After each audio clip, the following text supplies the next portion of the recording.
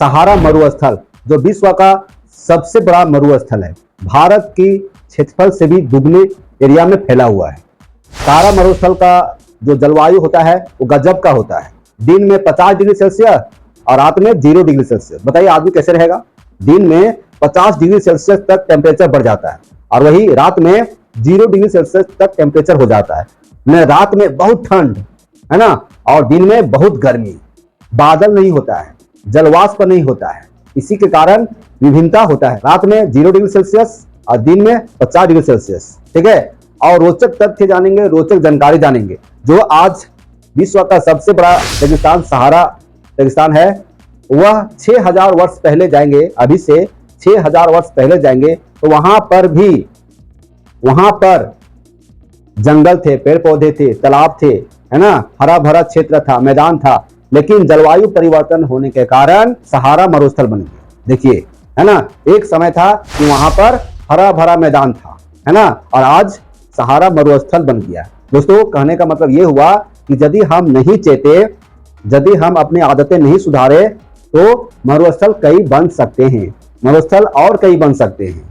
जलवायु गर्म होते जा रहा है, पेड़ पौधे कटते जा रहे हैं, मनुष्य का जो दिनचर्या है वह बिगड़ते जा रहा है, प्लास्टिक का अत्यधिक प्रयोग हो रहा है ना, धुआं हो रहा है।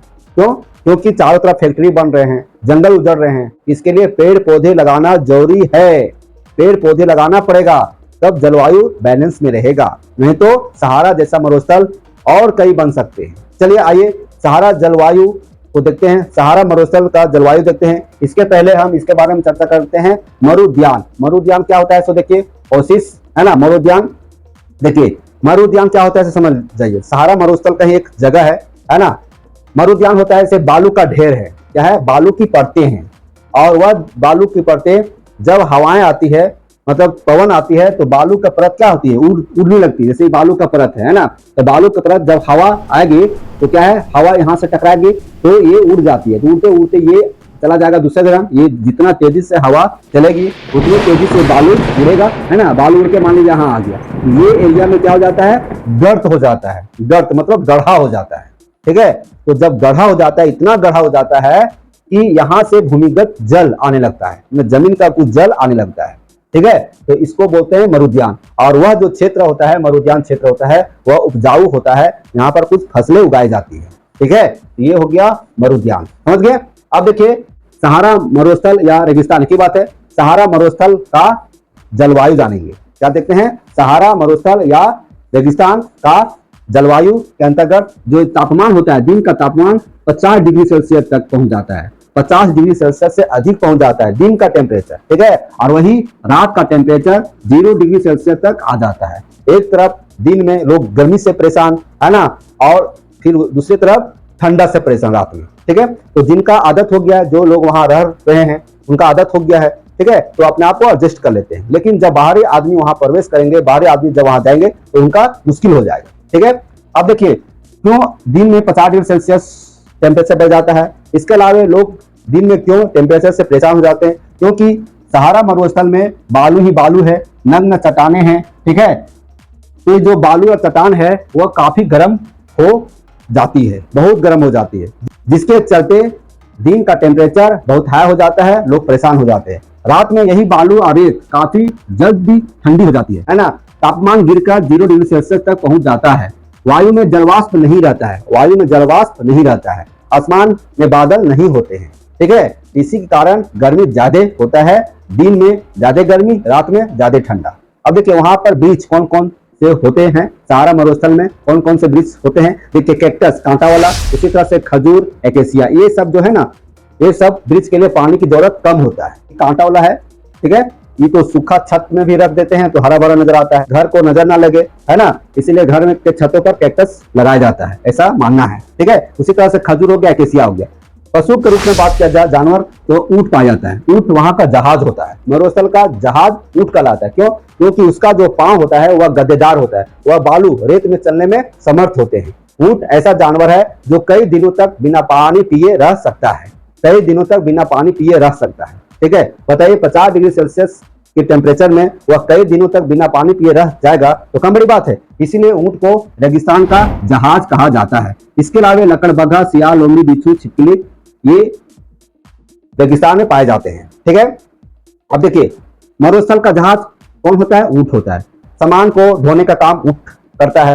कृषि कार्य से संबंधित जो सामान बोझा ढोया जाता है वह ऊंट की सहायता से ढोया जाता है। मांस के लिए भी ऊंट पाला जाता है, दूध के लिए भी ऊंट पाला जाता है। मरुस्थल का जहाज ऊंट होता है। ठीक है, सहारा मरुस्थल विरल आबादी वाला क्षेत्र है, मतलब यहाँ पर आबादी विरल है, मतलब बहुत कम आबादी है, नहीं के बराबर आबादी है। सहारा मरुस्थल में जनसंख्या बहुत कम है। सहारा मरुस्थल की मुख्य जनजाति है बेडुइन एवं तुआरेग। बेडुइन और तुआरेग ये सहारा मरुस्थल का मुख्य जनजाति है। ठीक है, ये जनजाति जो होते हैं ये घुमंतू होते हैं, मतलब घूमते रहते हैं।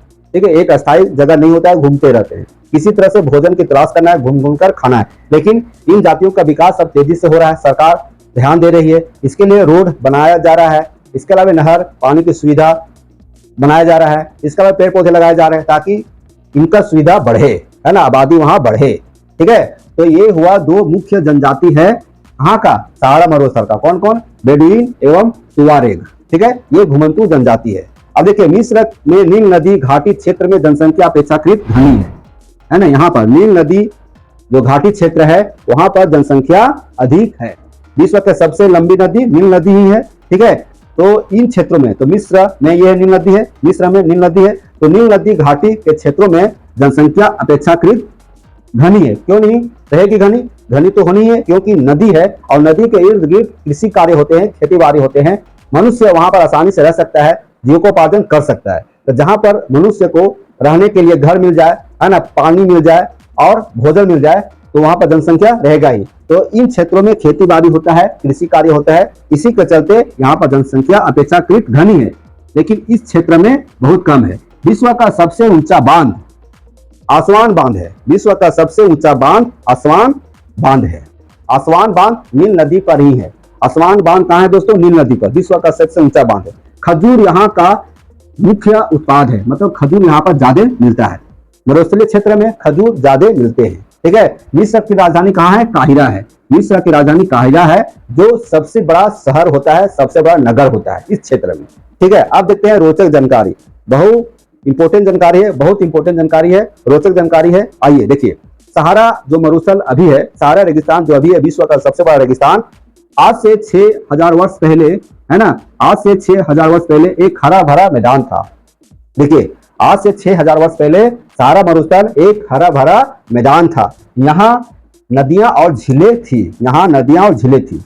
ठीक है, नदियां और झीलें थी कहाँ? सहारा मरुस्थल में। लेकिन आज देखेंगे सहारा मरुस्थल विश्व का सबसे बड़ा मरुस्थल है। वहां पर दिन का टेम्परेचर 50 डिग्री सेल्सियस तक पहुंच जाता है और रात का टेम्परेचर 0 डिग्री सेल्सियस तक पहुंच जाता है। ठीक है, ये स्थिति है। तो जलवायु परिवर्तन के कारण ऐसा हुआ। ठीक है, तो हमको चेतना पड़ेगा और आपको भी चेतना पड़ेगा, है ना। हर आदमी को पेड़ लगाना पड़ेगा, हर आदमी को पेड़ की सुरक्षा करना पड़ेगा, तब जलवायु बैलेंस में रहेगा, है ना। नहीं तो गर्मी धीरे धीरे बढ़ते जा रहा है, भूमिगत जल खत्म होते जा रहा है, मनुष्य गर्मी से परेशान होते जा रहे हैं, लू का प्रकोप ज्यादा हो रहा है। तो ऐसे स्थिति से निपटने के लिए हमें पेड़ पौधे लगाना जरूरी होगा। ठीक है, विश्व का सबसे गर्म भाग कौन है? लीबिया का दक्षिणी भाग है। लीबिया का दक्षिणी भाग विश्व का सबसे गर्म भाग है और उस भाग का नाम है अल अजेजिया। अल अजेजिया लीबिया का दक्षिणी भाग है और यह भाग विश्व का सबसे गर्म भाग है। 1922 ईस्वी में, बताइए 1922 ईस्वी में, है ना, 1922 ईस्वी में 57.7 डिग्री टेम्परेचर वहां पर दर्ज किया गया था। 57.7 डिग्री सेल्सियस 1922 ईस्वी में 57.7 डिग्री सेल्सियस टेम्परेचर दर्ज किया गया था। इस तरह से बोला जाए कि अल अजेजिया है वह विश्व का सबसे गर्म क्षेत्र है। ठीक है, सहारा अरबी भाषा से लिया गया है, सहारा अरबी शब्द से लिया गया है जिसका अर्थ होता है रेगिस्तान। सहारा जो हम देख रहे हैं, सहारा पढ़ रहे हैं, सहारा बोल रहे हैं, सहारा आप सुन रहे हैं, है ना। तो जो सहारा शब्द है, तो सहारा शब्द अरबी शब्द से लिया गया। किससे लिया गया दोस्तों? अरबी शब्द से, और इसका अर्थ होता है रेगिस्तान। ठीक है, इसका अर्थ होता है रेगिस्तान। इस तरह से सहारा मरुस्थल के बारे में जाने, सहारा रेगिस्तान के बारे में जाने।